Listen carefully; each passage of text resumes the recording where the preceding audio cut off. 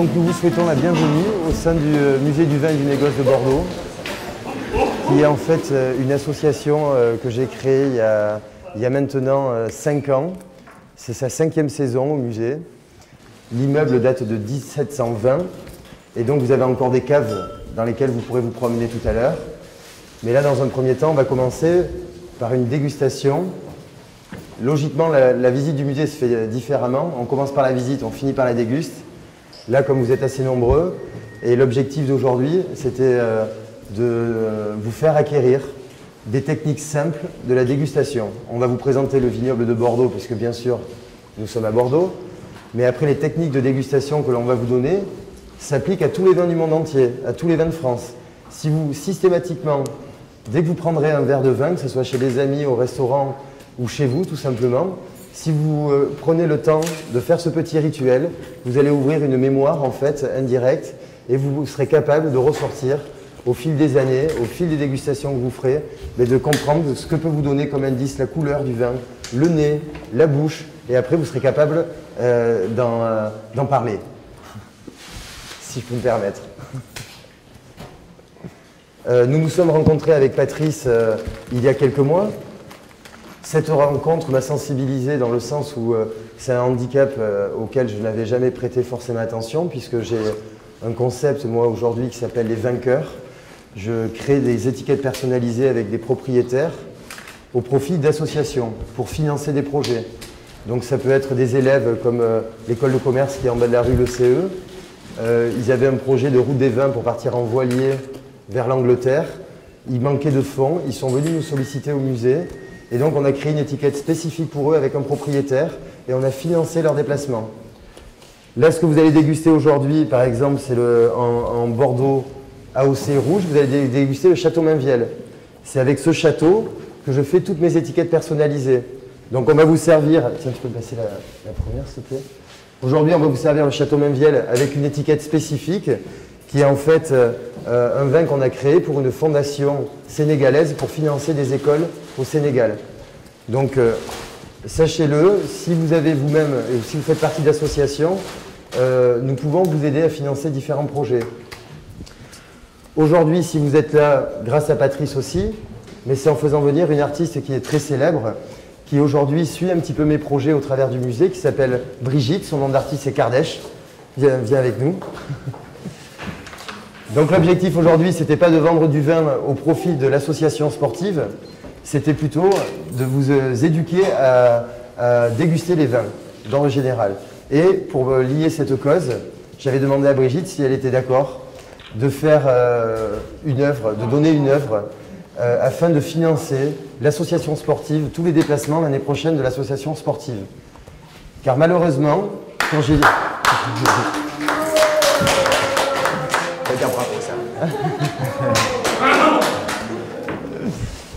Car malheureusement, quand j'ai discuté un petit peu avec Patrice, on s'est rendu compte qu'il y avait, parmi tous les handicaps qui existent, un handicap qui n'était vraiment pas très reconnu, voire pas du tout, c'est le vôtre. Donc ça m'a vachement sensibilisé, ça a énormément sensibilisé Brigitte, et aujourd'hui on a décidé donc de vous aider, entre autres pour une fois cette association sportive.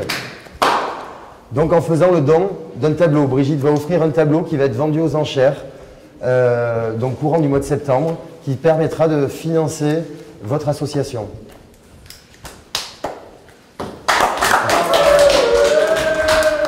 Alors moi d'abord je suis très contente de participer avec Grégory à cet événement, voilà.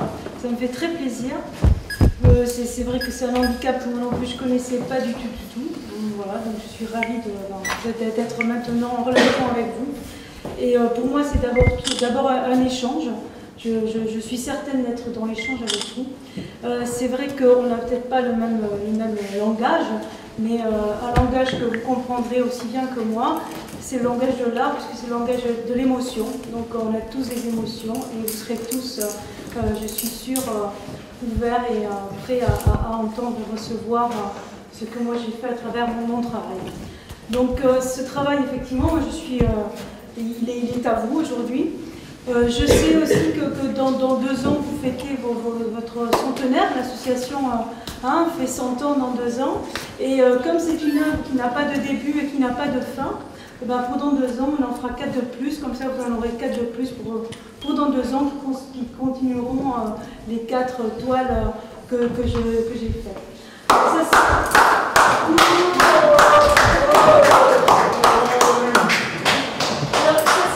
C'est un travail qui est en fait 4 parties. Et les quatre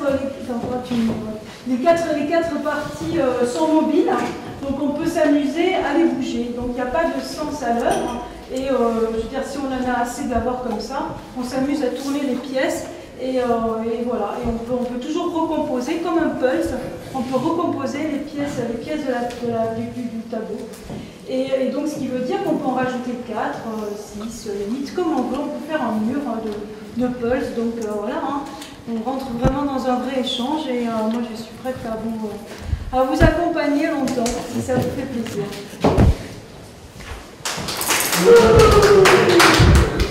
Voilà. Après l'art et le vin, c'est un petit peu, je dirais, c'est la même chose. À travers le vin, on fait passer des émotions. Donc là, aujourd'hui, on va vous faire passer notre émotion, on va vous apprendre à déguster le vin, même si vous savez déjà comment boire un verre de vin, on va juste vous donner quelques grandes lignes qui vont vous permettre de vous ouvrir une mémoire qui, à chaque fois que vous prendrez un vin, où que ce soit, mais vous puissiez être attentif avec ces 3 étapes, et vous verrez que d'ici quelques années, vous serez capable, avec la couleur d'un vin, de donner l'âge approximativement. À 5 années près, vous serez capable de donner l'âge. Et plus vous avancerez, si vous faites toujours ce rituel, vous verrez que vous deviendrez de vrais professionnels, je dirais, de la dégustation, puisque les couleurs ne trompent pas, les arômes ne trompent pas. Et donc voilà, on va après s'installer un petit peu autour des tables, que chacun ait un verre, et on va commencer par vous présenter le vignoble. Dans sa globalité, le vignoble bordelais est assez complexe. Mais tu connais tous les vins, tu arrives à les identifier. Ah non. C'est très rare. Après, les vrais sommeliers, ils sont très peu dans le monde. Et de toute façon, on ne peut pas connaître tous les vins à partir du moment où on ne les a pas tous dégustés. Et après, il faut quand même avoir une mémoire impressionnante pour retenir tous les vins qu'on a dégustés. C'est très rare de pouvoir tomber quelqu'un et c'est même quasiment impossible si on vous met une bouteille avec une chaussette, c'est-à-dire à l'aveugle. Si la personne ne l'a pas dégusté dans sa vie, c'est très difficile pour lui de trouver un nom de château qu'il n'a jamais dégusté. Donc il va pouvoir vous trouver la région, donc c'est ce qu'on va vous apprendre. Sur la carte du vignoble de Bordeaux, on va vous donner 2-3 indices qui vont vous permettre. Donc ça, les petites cartes, vous les avez tous devant mon verre. C'est plus simple pour regarder. Mais avec une carte du vignoble de Bordeaux, on voit qu'il y a 57 appellations. Et en fait, si elles existent, il y a forcément des raisons. Mais aujourd'hui, on ne va pas rentrer dans les détails de tout ça. Aujourd'hui, l'objectif, c'est de vous dégrossir le vignoble de Bordeaux et surtout vous apprendre ces étapes de la dégustation.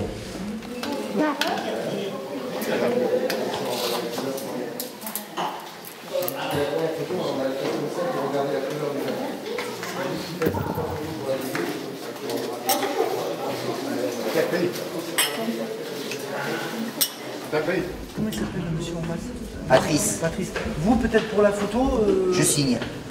Voilà, c'est ça, pour qu'on comprenne bien. Voilà. Donc, pour regarder la couleur, on va le refaire après à tout le monde, c'est juste pour les photos. Donc, pour regarder la couleur d'un vin, on regarde souvent le premier millimètre. Alors là, il n'y a pas beaucoup de lumière, mais c'est toujours le premier millimètre, parce que quand on regarde le verre comme ça, bon, suivant la taille du verre, on ne va pas avoir les mêmes reflets. Donc, pour avoir la vraie couleur d'un vin, il faut toujours le pencher sur un fond blanc et regarder le premier millimètre qui est ici. Bon, là, il n'y a pas beaucoup de lumière, en plus, on est en contre-jour. Mais c'est pour les photos, hein, juste. On va le faire après en vrai. Okay. Je vous embête, mais pour finir, vous embêter, est-ce que je peux avoir un geste un peu, comment dire, visuel pour nous qui ne connaissons rien, voilà, et qu'il soit arrêté, vous voyez, qu'il soit arrêté. Qu'il soit arrêté, tu bloques. Un truc qu'on puisse imaginer que c'est effectivement le langage des signes, quoi. Alors c'est pas facile ce que je vous demande. Si, mais... Faut que tu t'arrêtes. Parce qu'en fait, c'est beaucoup dans la vitesse, quoi, l'expression. Eh oui. C'est ça. Fais le ralenti. Non, je vais pas bouger. Allez. Ok.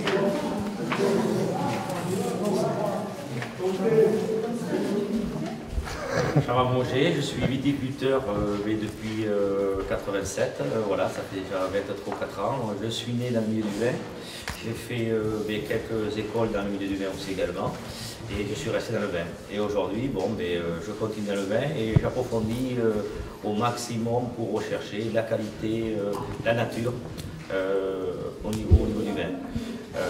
Je suis une exploitation en agriculture biologique, disons proche de l'environnement et proche de la vie. Voilà. Et je suis capable, je vais vous parler des 80 qui sont là présents parce que je vais vous les décortiquer au niveau dégustation de manière à vous laisser la possibilité de découvrir certaines notes qui sont dans ces vins que vous n'avez jamais pu peut-être découvrir. C'est pas du piquant, c'est du perlé. Alors perlé, c'est un taux de gaz carbonique qui reste un peu dans les vins blancs pour conserver leurs fruits à leur niveau le plus élevé dans la jeunesse. Voilà. Et ça passe très bien, ça fait plaisir, ce côté pétillant qui est très subtil, hein, c'est pas gazeux, c'est pétillant, très subtil. Mais il a un très bon palais pour l'avoir trouvé. Déjà pour avoir posé la question, c'est très bien. Vous verrez sur les tables, là on vous a mis, c'est les pains que vous avez dégustés, que vous avez vus. Le Pétrin Moissaguet, que vous avez visité, qui est un partenaire du musée. Donc vous allez vous faire des petits pains, mais c'est surtout les toasts que vous allez goûter après. Mais n'hésitez pas, ils sont bons, hein, c'est pas factice. Ce sont des vrais pains. Vous les rompez comme on faisait à l'époque, hein, on n'a pas mis de couteau, ce qui est normal. Le pain, ça se rompt. Et goûtez ce pain comme il est bon, même sur un petit vin blanc comme ça. Et les fromages, qu'est-ce que ça apporte quoi quand on déguste du vin? Non, là c'est juste pour remettre le palais à zéro. C'est pour oublier le vin avant qu'on passe à l'autre. Voilà. Après, il n'y a pas de subtilité, c'est pas un accord mets-vin qu'on fait aujourd'hui. C'est pas un accord mets-vin. C'est juste avoir quelque chose à grignoter pour se couper le palais. Le vin blanc, ça sera avec du raisin blanc, alors, très très bonne question. Pour que tout le monde écoute, Issa? En général, on fait clignoter les lumières si on a l'interrupteur. Très très très bonne question. Très très bonne question. On va vous apprendre quelque chose qui est logique, mais quand vous êtes dans le monde du vin, c'est logique, mais les amateurs de vin ne le savent pas. À Bordeaux, ce sont que des vins d'assemblage, comme on vous a dit. Ok ? Si vous attrapez la plante, le cépage Merlot, le cépage Cabernet, le cépage Sémillon, Sauvignon, vous en avez 2 baies qui sont rouges et 2 baies qui sont blanches. Si vous les écrasez, ça vous fera toujours du jus blanc. D'accord ? Ce qui va donner la couleur au vin rouge, c'est de les laisser macérer avec sa peau et son pépin. On va mettre la baie entière. On va laisser macérer, c'est ça qui va donner la couleur vin rouge au vin. Sinon, si vous prenez un merlot, vous l'écrasez comme ça va vous faire du jus blanc. Enfin, si on prend l'exemple de la Bourgogne qui cultive le pinot noir, ils font du vin blanc avec du pinot noir. Donc ça, c'est une très bonne question. D'accord. Voilà. Donc on va... C'est un vin plutôt de table. Plus un vin de table que d'apéritif.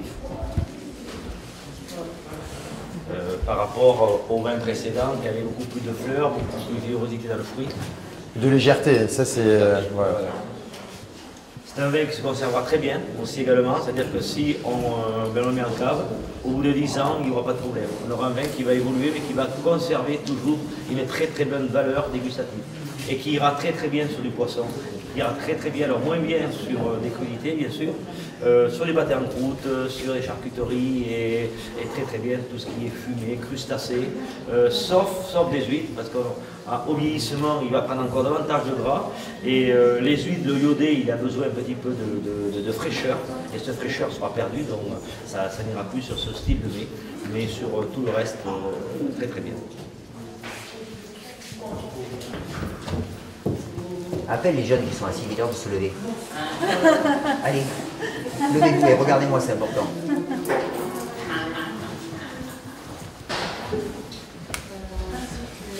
Bon. Moi, je vais vous donner une petite information. Grégory vous a expliqué l'organisation, qu'est-ce qu'était le musée du vin. Il s'est présenté, c'est le président moi je suis le président de l'association ASB n'est pas là, c'est Julien, vous le connaissez. Le futur président n'est pas là non plus. On doit remercier Grégory, on doit remercier Patrice parce que c'est eux qui m'ont rencontré, ils nous ont proposé à notre association de pouvoir organiser cette journée. Ça fait plus de 2 mois qu'ils sont dessus. Le but était de vous faire découvrir le monde du vin, avoir une certaine connaissance, connaître le lieu aussi. Ça, c'était très important. Patrice et Grégory m'ont proposé ça, on m'a proposé à notre association ASB. C'est vrai que je suis content parce qu'il y a une dynamique, il y a beaucoup de monde qui sont venus.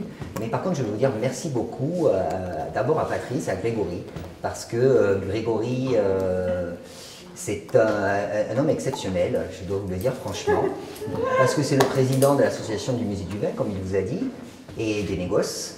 Vous avez son logo qui est derrière. Il en est président, il a fait beaucoup d'efforts, il a travaillé. Patrice m'a raconté il y a quelques jours sa vie. Et c'est vrai qu'il a été mobilisé sur cette action. Il a offert plein de cadeaux. Il a essayé de trouver des choses, de vous trouver des chapeaux, de vous trouver des bouchons en verre, de vous trouver des stock-gouttes, de trouver des bouquins. À eux deux, ils ont essayé de vous donner le maximum. Tout a été gratuit aujourd'hui, que ce soit le vin, que ce soit le pain, le fromage. Vraiment, à 100%, on doit les remercier.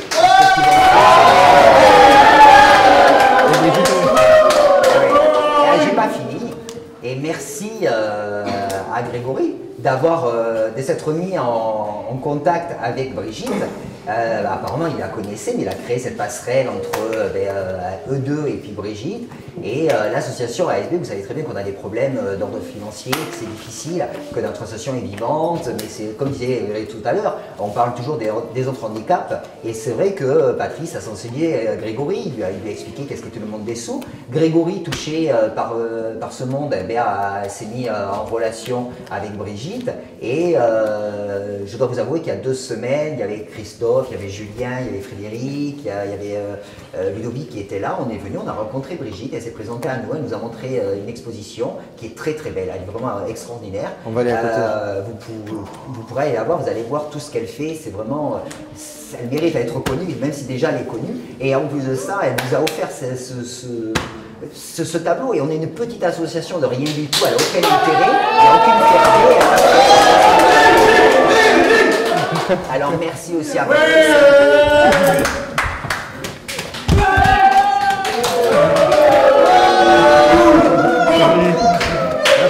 Donc aujourd'hui, expérience nouvelle pour vous, c'est complètement nouvelle. C'est une belle expérience, je trouve. Bon, déjà, l'initiative était plutôt bonne. Après, on aurait pu avoir beaucoup plus de monde, sauf que malheureusement, pour des normes de sécurité, on a été obligé de limiter à 70 personnes. Mais c'est vrai que cette expérience, voilà, c'est assez... je suis pris d'émotion par cet handicap, puisque ce sont des gens qui nous ressemblent et malheureusement, quand on les croise dans la rue, on ne peut pas savoir qu'ils sont sourds ou malentendants. Et de voir tout un groupe ensemble, c'est émouvant, je trouve. Et donc c'est une belle réussite. Et j'espère, comme on disait, que par la suite, à partir du mois de septembre, on va peut-être lancer un club spécifique pour les sourds et malentendants, afin de les éduquer un petit peu plus, parce que là c'est vraiment grossier, c'était vraiment dégrossir le vignoble bordelais. Mais je pense que dans l'avenir, il y a quand même quelque chose à faire vraiment pour ce public-là, qui est toujours un peu mis de côté, je dirais. Voilà. Cette traduction pour comprendre le vin, c'est eux qui ont fait la demande, c'est eux qui... Alors en fait, l'initiative est partie de Patrice et moi-même. C'est suite à une rencontre un petit peu hasardeuse, où on a commencé à sympathiser, que j'ai appris à connaître son métier. Et j'ai rencontré des amis à lui sourds. Et en fait, j'étais un peu impressionné de la manière dont ils arrivaient à s'exprimer, la manière dont il arrivait à exprimer mes souhaits aussi, au message que je voulais passer. Et donc c'est parti de là tout simplement. Et pourquoi pas leur faire découvrir ma passion du vin, puisque ce sont aussi des épicuriens, je pense. On l'a bien vu encore aujourd'hui, ils apprécient énormément le vin. Donc si personne ne s'est occupé d'eux jusqu'à présent, pourquoi pas nous monter quelque chose, après peut-être même au niveau national, je dirais, sous forme de DVD pour apprendre à déguster les vins. Ouais, moi je suis pris d'émotion, comme je vous ai dit, ça a été superbe comme aventure. et elle va se poursuivre très certainement à partir de la rentrée avec une fois par mois des thématiques qui leur seront réservées pour les Bordelais, et puis peut-être dans 2 ans, prochaine fête du vin, vu que la mairie était quand même intéressée à reprendre ce projet, à le faire de plus grande ampleur. On le fera peut-être certainement sur la fête du vin, sur la place des Quinconces dans 2 ans. Mais bien sûr, je pense qu'on oubliera peut-être le musée, ça sera fait par la ville de Bordeaux, ça sera différent. Mais cette année, on tenait vraiment à dire que cette initiative, elle est partie de nous deux, et que tout compte fait, c'est une belle aventure qui commence. Voilà. Okay. Pour la traduction en fait, simultanée, si vous pouvez justement le dire en signe, en fait, que c'est impossible de parler et de... Et de signer. De signer en même temps que... Et je le traduis ça en langue des signes, c'est ça? Ouais. C'est possible ou pas? Traduire ce que vous venez de dire? Ouais, oui. ouais.